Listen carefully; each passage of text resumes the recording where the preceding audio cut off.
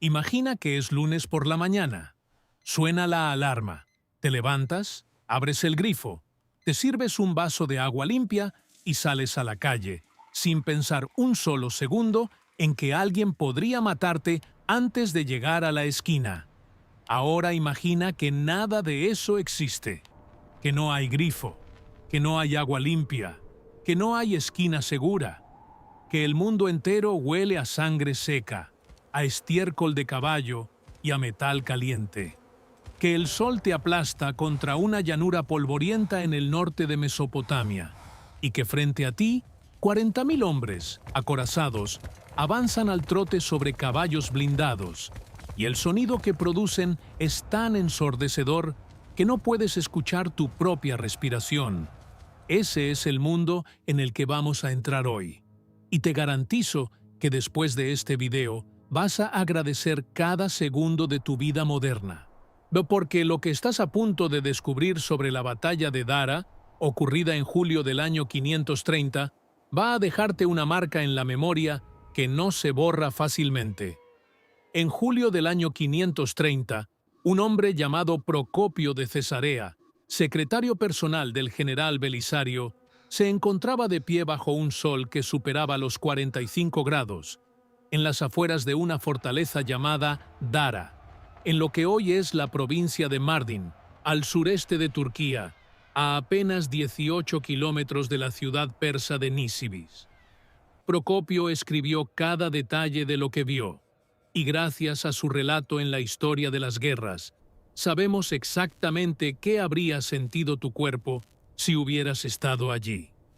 Lo primero que habrías notado no habría sido la visión de los ejércitos, sino el olor.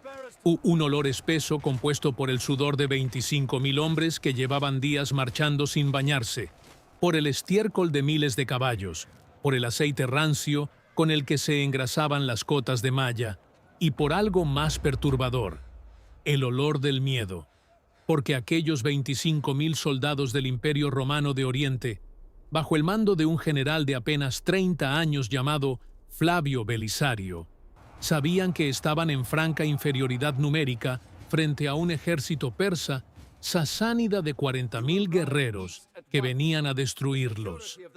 El emperador Justiniano primero había enviado a Belisario con el título de Magister Militum per Orientem, el rango militar más alto del frente oriental, junto al diplomático Hermógenes, con una misión aparentemente imposible: defender Dara, una fortaleza que el emperador Anastasio primero había mandado construir desde el año 505 como barrera contra los persas. La fortaleza estaba inacabada. Sus murallas no resistirían un asedio prolongado. Y el rey persa Kabad I, furioso porque consideraba que la existencia de Dara violaba los tratados entre ambos imperios, había reunido un ejército colosal al mando de su general Firuz, con la orden de arrasar la fortaleza. Si tú hubieras sido uno de esos soldados romanos, habrías formado parte de una de las fuerzas más diversas que el mundo antiguo jamás reunió. A tu lado habrían marchado mercenarios érulos del norte de Europa, jinetes hunos de las estepas de Asia Central, caballería pesada bizantina conocida como bucelarios, que servían como guardia personal de Belisario, y arqueros montados bajo el mando de jefes con nombres como Sunicas, Ahaigan, Simas y Ascan. Belisario sabía que sus tropas eran menos numerosas y menos experimentadas, y por eso hizo algo que cambió la historia de la guerra. Ordenó cavar trincheras. No zanjas improvisadas, sino un sistema complejo de fosos excavados en la carretera hacia Dara, diseñados para bloquear las cargas de la temida caballería catafracta persa y al mismo tiempo dejar huecos estratégicos para contraataques. Fue una de las primeras veces documentadas en que un ejército romano utilizó trincheras ofensivas como parte central de su estrategia. Ahora necesitas entender qué eran los catafractos para comprender el terror de aquel campo de batalla. Imagina un caballo de guerra de más de 500 kilogramos, cubierto con armadura de escamas metálicas, que brillaba bajo el sol como un espejo ardiente.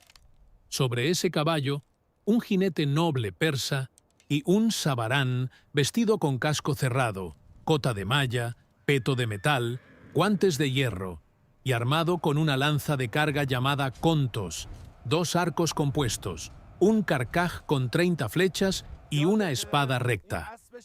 Los griegos los llamaban clibanarios, traducido irónicamente como horno metálico, porque estar dentro de esa armadura bajo el sol de Mesopotamia equivalía a cocerse vivo.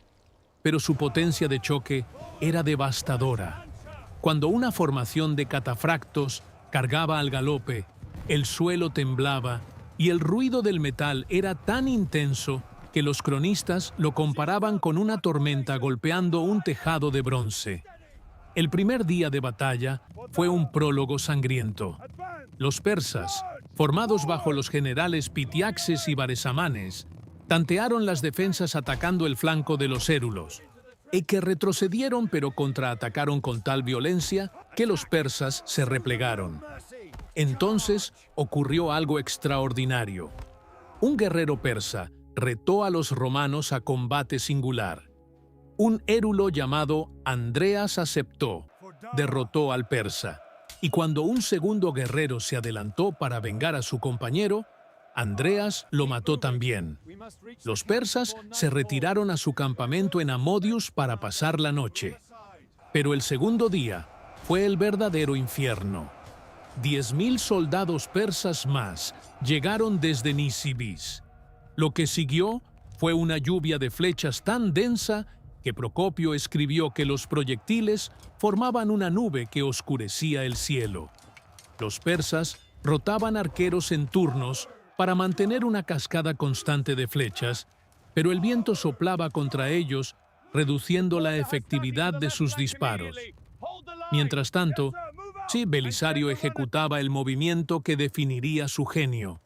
Escondió una fuerza de caballería detrás de una colina a la izquierda de Dara, invisible para los persas.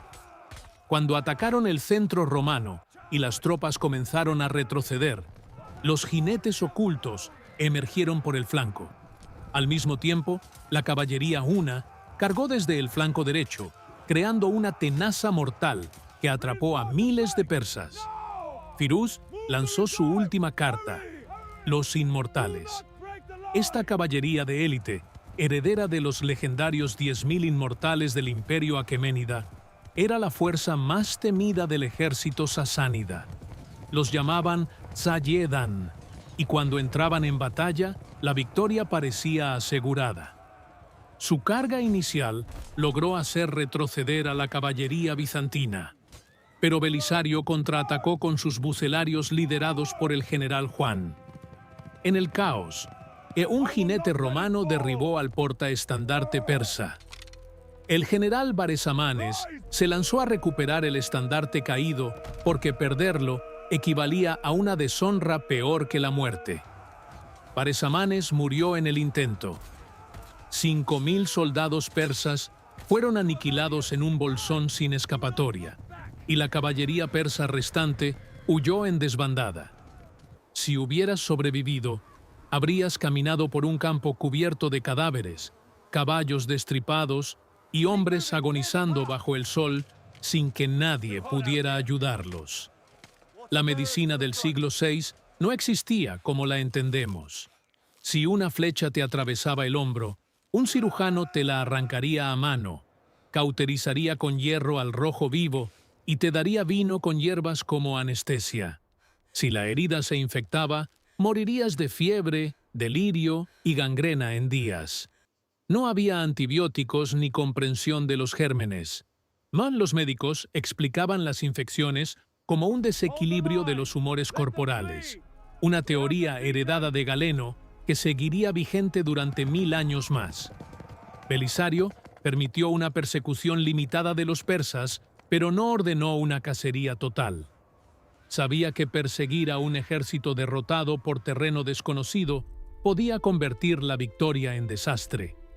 Esta prudencia lo convirtió en lo que muchos historiadores consideran el último gran general de la antigüedad, un hombre nacido en la ciudad tracia de Germania hacia el año 500, que ganó su primera gran batalla contra un enemigo que lo superaba en todo.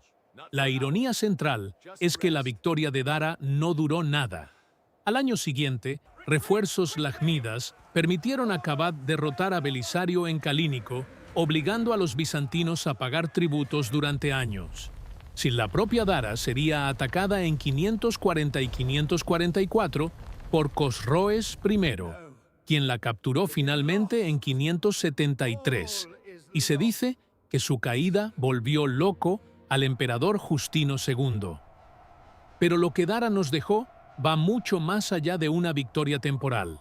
Nos dejó el modelo del ejército mixto y flexible que Belisario perfeccionó, donde caballería pesada, arqueros montados, infantería y mercenarios operaban coordinados bajo un solo mando.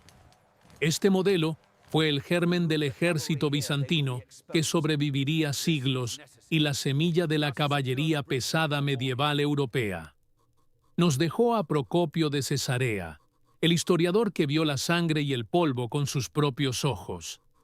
Y nos dejó una lección vigente hoy, que un ejército más pequeño pero más inteligente puede derrotar a una fuerza aplastante si su comandante entiende el terreno, conoce a su enemigo y tiene el coraje de innovar. Y si has llegado hasta aquí, quiero decirte algo sincero. No eres un espectador casual.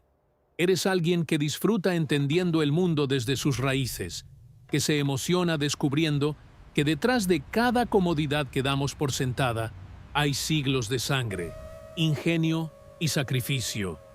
Este canal existe para personas como tú. Cada semana traemos historias que los libros de texto dejaron fuera, verdades incómodas sobre el pasado que iluminan el presente, y relatos tan intensos que se quedan grabados para siempre. Si te suscribes y activas la campana, vas a seguir descubriendo cosas que la mayoría nunca sabrá, y vas a formar parte de una comunidad que cree que entender la historia no es un lujo, es una necesidad. Dale a suscribirse. No te vas a arrepentir, porque al final, cada trinchera que Belisario cavó en aquella llanura de Mesopotamia fue un surco en la tierra que trazó el camino de toda la civilización occidental, y cada gota de sangre que se derramó frente a los muros de Dara sigue latiendo, invisible pero presente, en cada frontera, cada estrategia y cada decisión militar que el mundo toma todavía hoy.